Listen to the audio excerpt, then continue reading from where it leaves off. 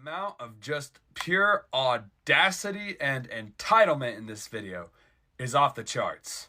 Buckle up. You separated. I got the birthday girl and my wife. Separate checks.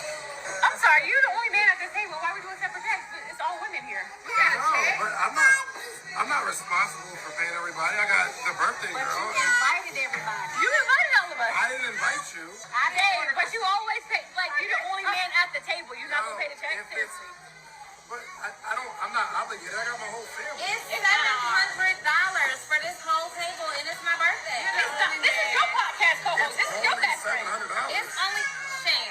You being cheap. Are you kidding me right now? You honestly being cheap right now. So in case you didn't catch on to what's going on, this man right here asked for the check to be split so he would pay for his meal, his wife's meal, and for the birthday girl's meal.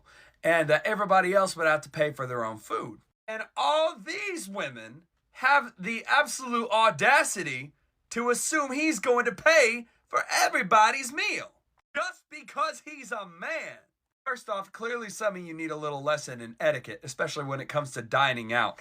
If somebody does not tell you beforehand they are going to buy the meal, or unless they offer to buy the meal, go into the meal assuming that you're going to be paying for your own food and drinks. Second off, you expect this man to pay just because he's a man?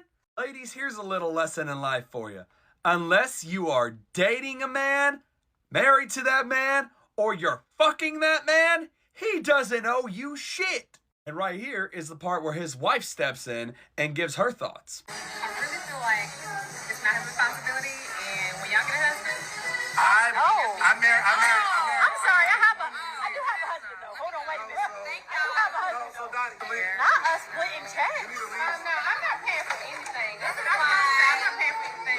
So the wife tells him off by saying, when you get a husband, you can have a man pay for your meals. And they basically walk out without paying and tell this man that he is cheap because he refuses to pay their bill, which racked up to over $700.